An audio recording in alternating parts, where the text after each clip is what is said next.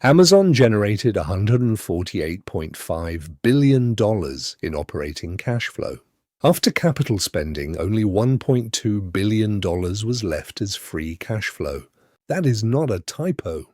Amazon's operating cash flow grew 30%, while free cash flow collapsed by roughly 95%. The money did not simply disappear. It became data centers, servers, custom chips, fulfillment capacity, and the physical infrastructure required to compete in AI.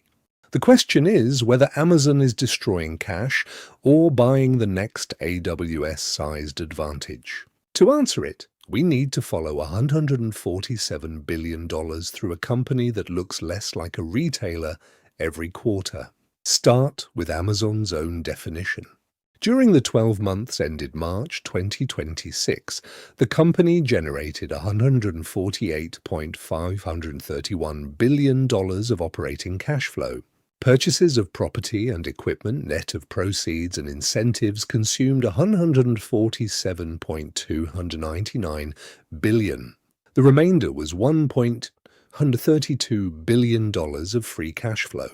1 year earlier, free cash flow was $25.925 billion. So the operating engine became stronger, while the cash available after investment almost vanished. That distinction matters. Operating cash flow measures the cash produced by the business before major capital investment. Free cash flow subtracts the money spent on property and equipment. Amazon is not suffering from a weak operating engine. It is choosing to reinvest almost everything that engine produces. In the first quarter alone, Amazon spent $43.2 billion in cash capital expenditures, up from $24.3 billion a year earlier. The filing says those expenditures primarily supported technology infrastructure, with the majority supporting AWS growth plus additional fulfillment capacity. Amazon also reported $41.5 billion of net property and equipment additions inside AWS during the quarter. That is not the same accounting measure as cash capital expenditure, but it shows where the physical build is concentrated. Management has maintained a plan to invest roughly $200 billion in 2026. For perspective, Amazon is trying to build more computing capacity in 1 year than many major companies will build in their entire existence. If this is waste, the downside is enormous. If demand is real, the capacity itself becomes the moat. AWS explains why Amazon is willing to make this bet. In Q1, AWS produced $37.587 billion of sales. That was about 21% of Amazon's total revenue. But AWS generated $14 to $161 billion of operating income, about 59% of the company total. A business representing 1/5 of sales produced well over half of operating profit. AWS revenue also grew 28%, its fastest growth in 15 quarters. That creates a powerful incentive to move cash from mature operations into cloud infrastructure. But it also changes the risk profile. Amazon must spend first, install capacity, secure electricity, deploy chips, and then wait for customers to use it. Would you rather own the Amazon that preserves cash today, or the Amazon that spends nearly all of it to dominate AI tomorrow? Put cash or AI in the comments. Retail still matters because it creates the traffic, transactions and purchase data that support another fast-growing business. Advertising. Amazon generated $17.243 billion of advertising services revenue in Q1, up from $13.921 billion a year earlier. Management says the business now exceeds $70 billion in trailing revenue.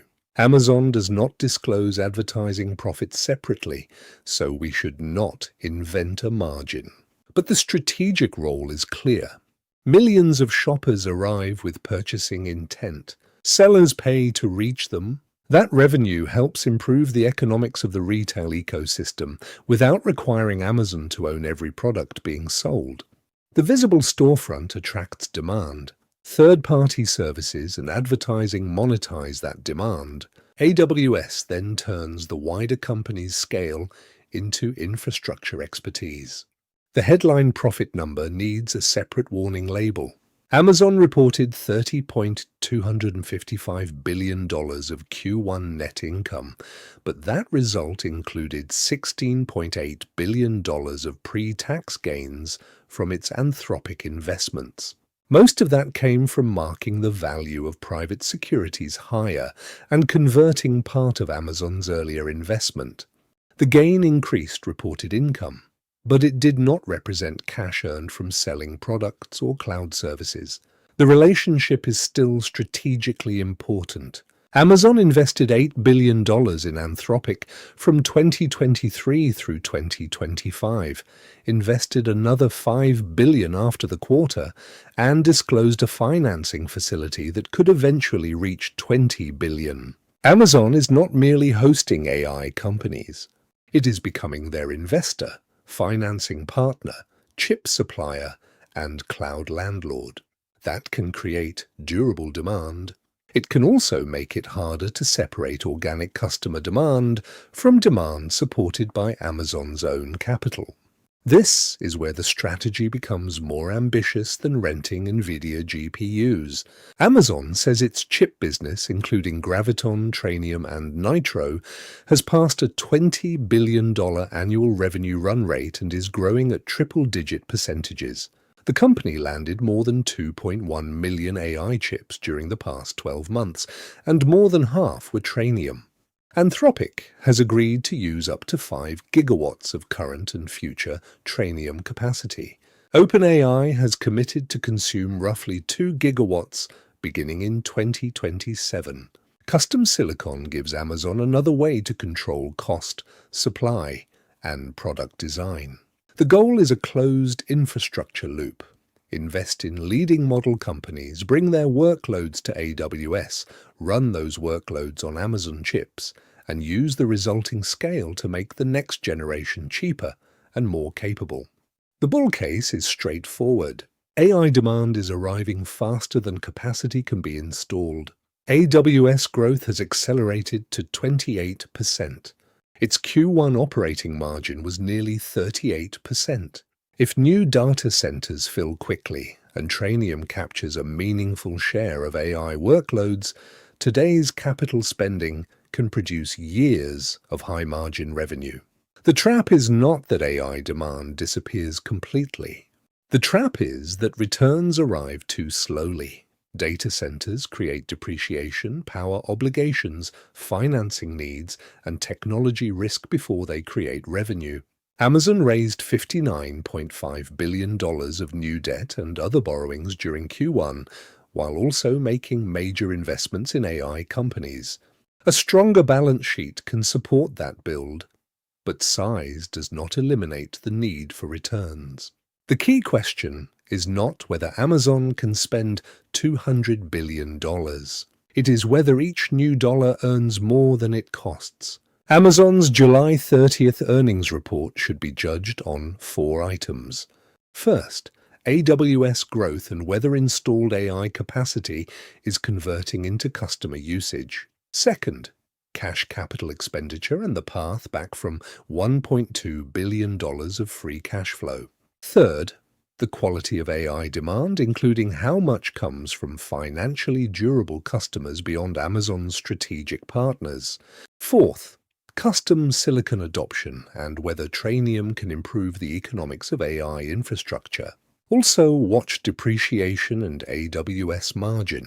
Rapid revenue growth can still disappoint shareholders if the cost of the installed base rises faster. Revenue tells us whether customers want the capacity. Free cash flow and margin tell us whether Amazon built it at the right price. Amazon still runs an enormous online retail operation, but that description no longer explains the investment case. Retail creates scale and traffic. Advertising and seller services improve the economics of that scale. AWS converts technical infrastructure into most of the company's operating profit. Now, Amazon is using nearly all of its free cash flow to extend that system into AI chips, data centers, and strategic model partnerships. The $147 billion gap is not proof that the strategy is working. It is proof that Amazon has made the bet. If AWS growth, custom silicon, and independent customer demand keep accelerating, $1.2 billion of free cash flow may mark the bottom of an investment cycle. If returns lag, it will become the number investors wish they had taken more seriously. Subscribe for the post-earnings breakdown, because on July 30th, Amazon has to show that its $200 billion AI build is becoming a business, not just a construction project.